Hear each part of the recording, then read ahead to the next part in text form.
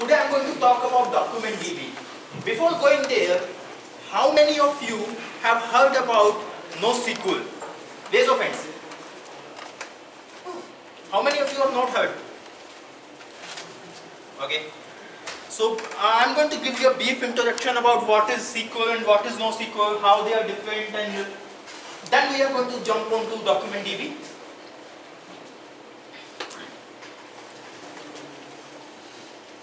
So for the people who know SQL,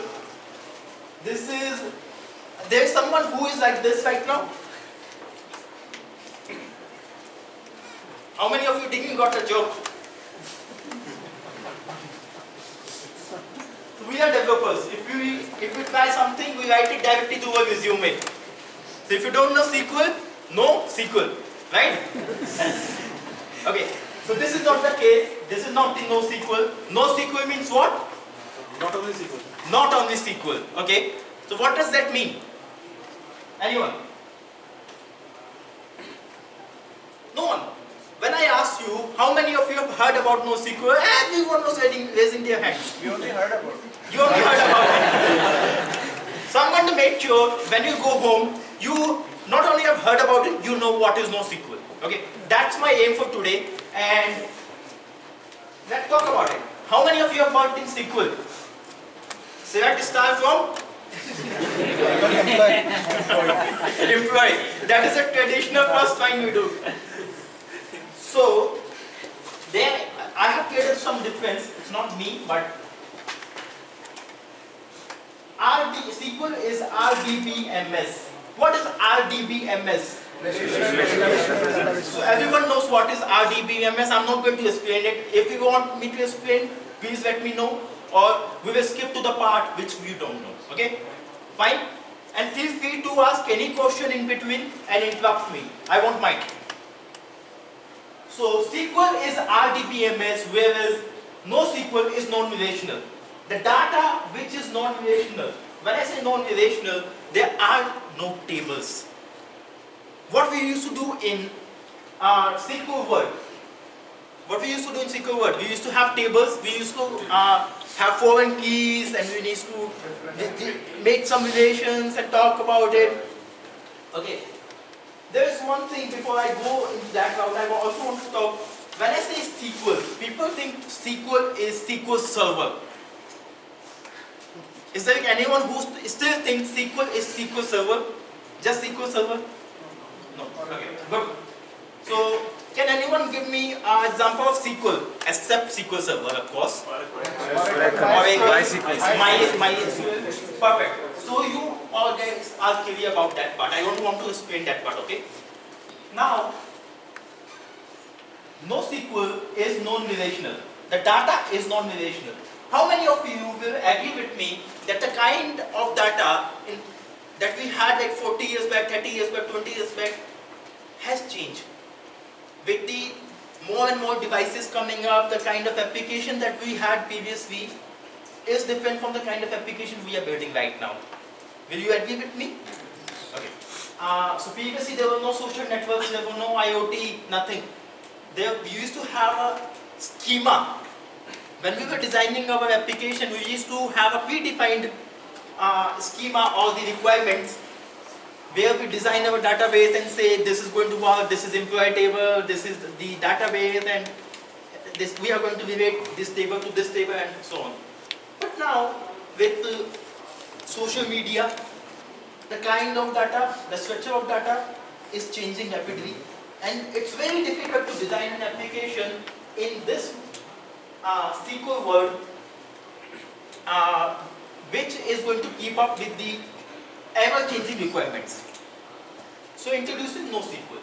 NoSQL is, as I'm repeating myself here, NoSQL is non-relational. So there are no tables. So every data, it doesn't matter if we have one record with some properties and another can have more or less properties. When I say, let's take a classic example of an employee. In an employee table, previously we have like name, date of joining, ID, something. Okay. I have that database with me. Previously, if we need to add another column, what we used to do? Can anyone tell? Alter table. But what about the data that is previously there? Null. But we need to, why do you want to provide null? Because that is the way it's designed. But NoSQL is designed that every record is separate. Every record is different. Okay. So in NoSQL, if we add one more property to my database, it's not, we don't have to nullify all of the other record. I will show you in the other slides how we are storing the data, then it will be more clear. And basically when we talk about SQL, it's basically designed to scale up or horizontally scale. Can anyone explain me this? And before you do, raise your hand and I have some gift for anyone who is going to explain this. Yeah? What basically means that you are increasing your hardware capacity. Scale up. Yeah, I mean, Yes. So scale up means you are increasing your hardware capacity. Means if you want to have more records and more throughput, what we were doing in SQL kind of work, we horizontally scale up these servers. When I say horizontally scale, it means right now let's say my RAM is 8 GB. I'm going to scale up to 16 GB. Okay. But NoSQL is designed for horizontally scaling or scale out. When I say scale out, I mean instead of increasing the RAM, there would be small replicas of computers. That means that if instead of making it a higher level machine, I am replicating it with more number of machines. So NoSQL is basically designed for the distributed architecture, and where you need everything on demand and highly distributed scenario. I'm going to come up to that. If you are understanding 10% of it, I'm fine with that right now. Yes, sir. Before you do, he might be thinking, where is my gift?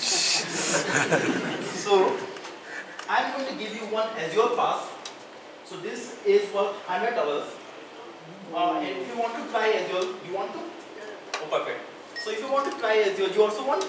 No, I've got a better example. If you're giving a pass. If you want to try Azure, go to azurepass.com, enter your details like your email ID and personal details and use this key.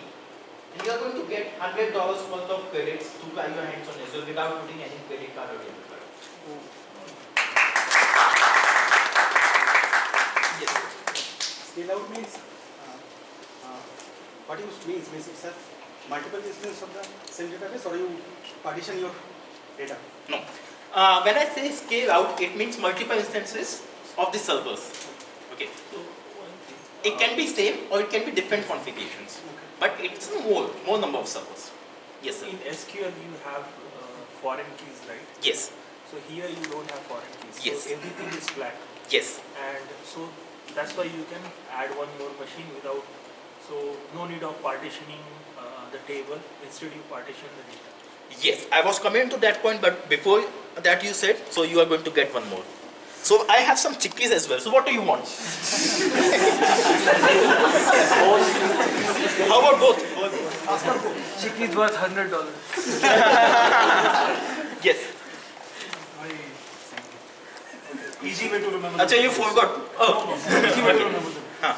So if your server is an animal and you've got, let's say it's a gorilla. If you convert your gorilla into King Kong, that's scaling up. Right. So it's small, but you make it huge. Yes. That's scaling up. That is scaling up. And if you take 3 gorillas, If you clone your gorilla and then you are in a zoo. or you have an army of them. Or you end up on NoSQL.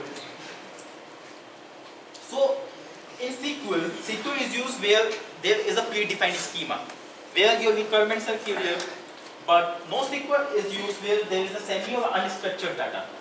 When I say unstructured data, you don't know. Right? I gave you an example for employee if you want to add few more properties. Okay, when I say properties, I mean columns. I am a developer, so I'm going to talk in that language only. If you feel anything you are not able to understand, just ask me, okay? Stop me. So the data is unstructured. Let me do one thing.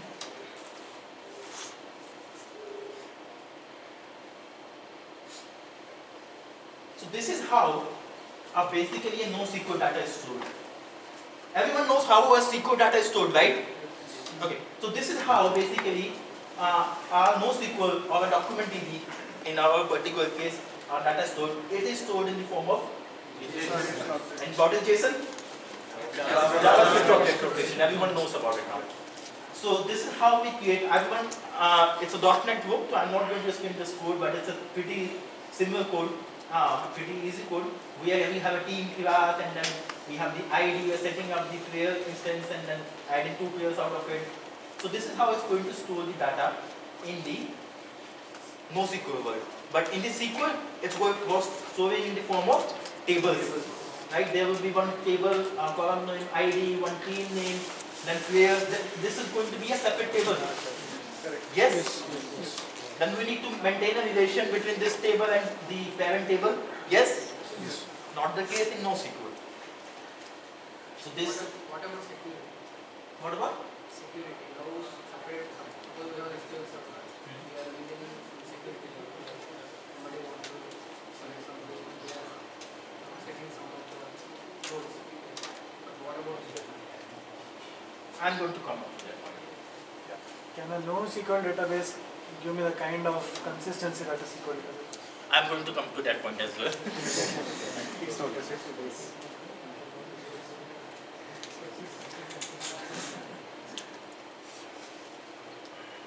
So, next point is whatever you were asking. So, in SQL we have atomic translation. What is atomic? All or nothing. All or nothing. I remember the acid, right? Yes. We all remember that was a 5-number question in my paper. I created a cheat and copied it from there. So, SQL uses atomic. This is useful where, like, let's say, it's an ATM transaction. It's all. Either you have taken the money or not taken the money. It's all or nothing. But NoSQL works on the concept of eventual consistency. What is eventual consistency? What is eventual? It's going to happen. Eventually, it's going to happen. Okay. So, it's not going to be very fast. Okay. The thing is, it's going to be fast, but the concept is, it's going to be consistency would be there.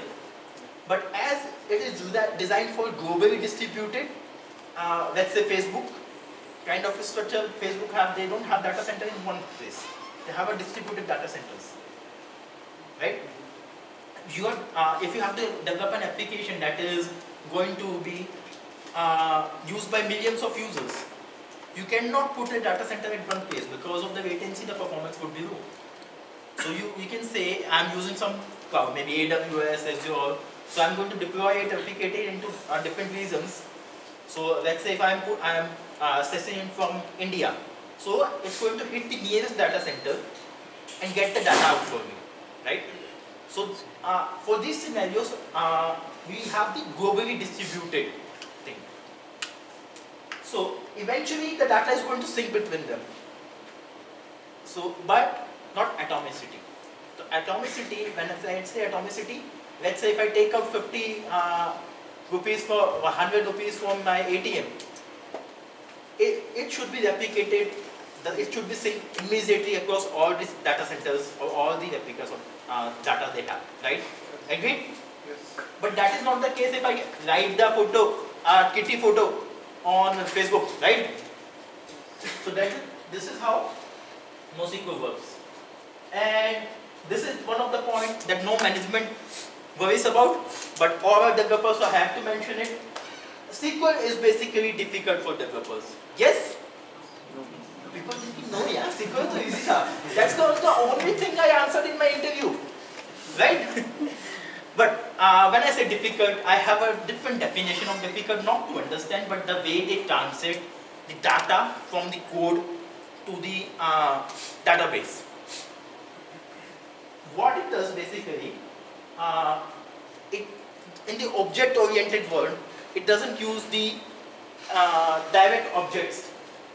It manipulates it into some sort of schema, okay, then put it in the database. I think the toughest part is to map your model to the row. Yes, I think that is the That is Yes. what I'm Yes. SQL. Right. Yes, sir. I'm doing better explanation on that. If Yeah, a yes. developer thinks that SQL is easy, it means that developer is a database professional also. When we talk about NoSQL, so it means it is easy for a developer itself. This Because Easy we to create create the model. data in the form Yes. of objects. Yes. So, everyone understood his point? Yes or no? Yes. So, you don't have to be DBA. You have to think in the same direction as the same developer. You don't have to think as a DBA when writing NoSQL. Okay. So now you are going to ask me which one is better, SQL or NoSQL? I will say depends. Okay. I won't say NoSQL is better, or I won't say SQL is better. They all have pros and cons. Depends upon your requirements. If you're building application like IoT, if you're building application based on where your requirements are not freeze, you have a lot of telemetry, games, NoSQL, client coded. But if you are building some traditional application, logging, where you have logging and then storing the tables, you are fine with that structure, you have this schema, but go for SQL. So one of the example that I have, how many of you came to this meetup by car? No one. You. So what do you do with your car? prepared it. You parked it. Okay. So that is NoSQL for you. You will ask me how? You have a car, it's one entity, it's made up of different type of things. It has steering, brakes, a seat covers, lot of things, different things into one form. Okay. But what SQL does is it disassembles all of them into different things. Seats are kept differently, steering is kept differently, tires are kept differently, and whenever you need, it assembles and then take it on drive. Understood this point? So SQL, what SQL does? It deassembles everything. Like taking out all the same kind of thing into one place. I am keeping tires at one place, or my metal body at one place, my seats at one place, and then whenever I say no, I have to write it now, okay, then it on the fly it assembles and give it to you. But what NoSQL does? It parts, like it does. Whenever you need, everything is at one place, assembled into one thing, at one car, take it out, drive it. Understood? Yes or no? Yes, sir. Are you referring to normalization when you say you split it into parts and combine it again? I am referring to normalization. I am referring to the different relational database. So, let's say in relational database, we have employee. Okay. So the scenario we were discussing previously is we will have different tables, right? So in those tables, all the similar data is kept in one, right? And we are referencing it in the form of this primary key and foreign key, right? That is like all the tires are at one place, all the seats are at one place, it deassembled. When I query select star from employee, then what I say? Join, assemble, then give me the data. Okay. What it does, everything is there for one record, for one car, everything is together assembled into one car, one movable piece. This is the idea. Understood? Yes or no?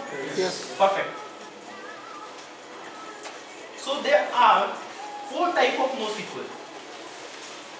One is the document based. We are going to talk about this document DB today, which is document based. So what is document based? Every record is saved in the form of a document. Okay, previously we had tables, now everything is one document. Whatever record is related to him is in one document, and it's a separate document as compared to him. So he might have some more data. Like I don't have a wife, I am a bachelor. Okay, so I will not have that spouse column, spouse data in my record.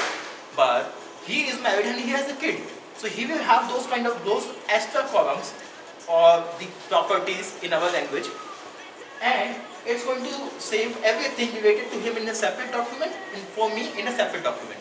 We are going to talk about it in detail, but this is the high level overview of what is a document base. Everyone understand what is the document, right? Perfect.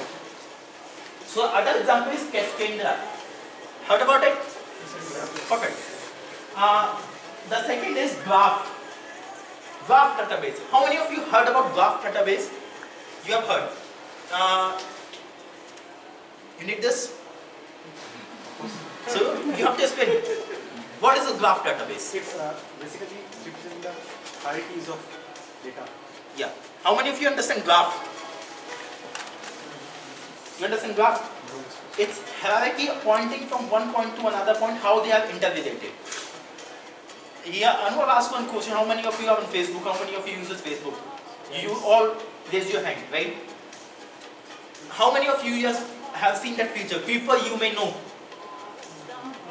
And then this shows 8 mutual friends, 80 mutual friends, right? How did they do that?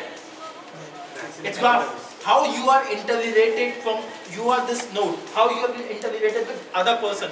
That is a separate node. You have to make it a graph. If you go to LinkedIn, they say, add this guy, you have added this guy, he can introduce you to these 5 people in your company or in that company, right? So that is done by a graph theory. But I think you needed this. You are looking at me with a lot of hopes. Hope you won't forget. Are you clear now? If you have any question, let me know. No question. Either I am very good explaining. Yeah. Atomicity, the transaction. Yes. Yeah, that transaction is it will make sure that everything will go in one shot. Otherwise, it will not go. Transaction. Yes. What will happen to NoSQL? Suppose sometimes due to network failure or whatever might be the reason. Suppose one block is got created, another not able to create. So data transaction, how will maintain in NoSQL? So again, do one thing. Switch off. Open your mobile. Take out Facebook application. Okay, and switch off your mobile data. Switch off your mobile data and Wi-Fi as well. Okay. Then like something. It will show like that you have liked. When it's going to sync? When there is a network. Okay. But if your phone doesn't, before that sync happens, before your mobile goes to online and sync, okay.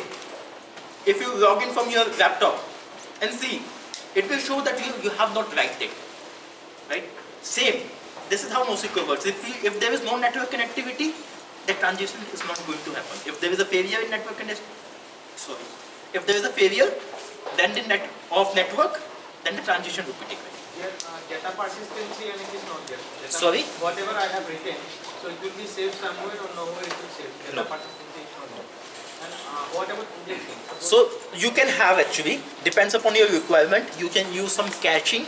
Let's say we have the scenario where you are using some mobile application or a web application and you want to save that state. You can use cookies, you can use caching. Okay, and then whenever you have a network connectivity, sync it. In SQL, we are having suppose lakhs of records, so we will easily find out index of index, you can make it faster. So NoSQL is like document based. Yes. So lakhs of records, so there is some kind of index. Yes, yes. We are going to talk about it. So third type of database is key value pair. One of the example is Redis cache. How many of you use Redis or Azure storage? Azure storage. Redis. Okay. So how it stores? It stores in the key value pair, where key is some sort of unique ID and value would be all of the data that is associated with it. If you have used Redis, in Redis as well we use key value, the key and the value associated with it. And the fourth one is quorum based. It's basically structured, but whenever you need to have long database and to have queries on the quorum, let's say you have something called is completed. So you are going to query about it, whatever is completed, show me those. It works on SQL as well, same design, but it's basically designed for very huge applications, like logs. So Google introduced this, if I'm not wrong. I can be wrong on this part, but as far as I remember, Google introduced this for their Google logs, whatever log. You understand the kind of log Google must be getting, right? In order to query those logs and make some data out of it, they created this, they introduced their column-based ones. How many of you can understand this joke now? If you can, I think my NoSQL is successful.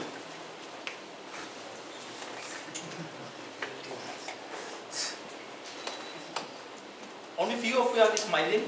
Some of like, what is this? What table? What bar? Today's Saturday, so he's talking about bar. Understood? Yeah. Yeah. So, introducing Cosmos DB. So, someone said yes. Cosmos DB. He was here to talk about document DB. What is this Cosmos DB? Have you attended this build 2017? Have you seen that build? Not attended, but virtually attended. How many of you seen this build 2017? Wow! If you're Microsoft developers, then you need to be aware of the new things happening. And build is like, it's like the Oscars, or it's like the Bahubali of the events. Sorry, Channel 9. Sorry? Channel 9. Yeah, it was live on Channel 9. So, introducing Azure Cosmos DB. Previously, we had something called Document DB. But now what they have done, just like 10 days back, they have introduced something called Azure Cosmos DB, which supports all of these kind of database. Whether it's key value, it's column based, it's documents, or it's a graph. So, whatever you have the Azure storage, you have SQL or MongoDB or this Gremlin. Gremlin is basically graph-based database. They are providing the APIs to directly use into this Azure Cosmos DB. So if you have used Document DB before, what they have done, they have migrated this Document DB from the Document DB stack to a part of this Azure Cosmos DB. So it's like a parent which can do everything. This is like Mahendra Bahubali, and the Document DB is like Amendra Bahubali. So he is the parent which has similar looks, similar features, but with more powers. In the end, what this kid one does, he think in the same scenario like his father does, right? And so come up with a solution. This is the same thing actually. Here it's a bit reverse. What they have done, the father is thinking about thinking the same way that the child used to think. Globally distributed, things in the form of collections and everything. But what they are providing direct access from the MongoDB developers, the JavaScript developers, the Azure table developers, Gremlin developers. They can now move this directly to the Azure fully managed solution given by the Microsoft. So is it like offering a common interface, or Yes. what's the value add? Okay. So it's like one place stop for whatever you need. Right now we are designing the application that most of the people will be able to solve it in one kind of database, but the requirements are such that we need different kinds of database. For example, I told about graph, okay, I told about SQL, I told about Azure storage, which is the key value pair. So depends upon the requirement, you need different kind of database. And what Azure Cosmos DB is providing, providing one account where you can house everything. I'm going to go to the portal and show you that. That way you are going to understand much better. But this is like high level, 10,000 feet level overview, that something you will be aware that okay, Cosmos DB something is there. And writing in your resume. So coming to the Azure Document DB, which is a part of Cosmos DB now. So as the Wikipedia or the Microsoft says, Azure DB is a fully managed NoSQL database as a service. You understand what is database as a service? Right. So everything is managed by Microsoft. You just have to use the platform they are providing to you. It's a fully managed. Fully managed means you don't have to worry about anything but your application and its data. Okay. Before ultra fast and predictable performance, when you need ultra fast and predictable you can say that okay, I'm going to get this records in milliseconds and it's globally distributed, doesn't matter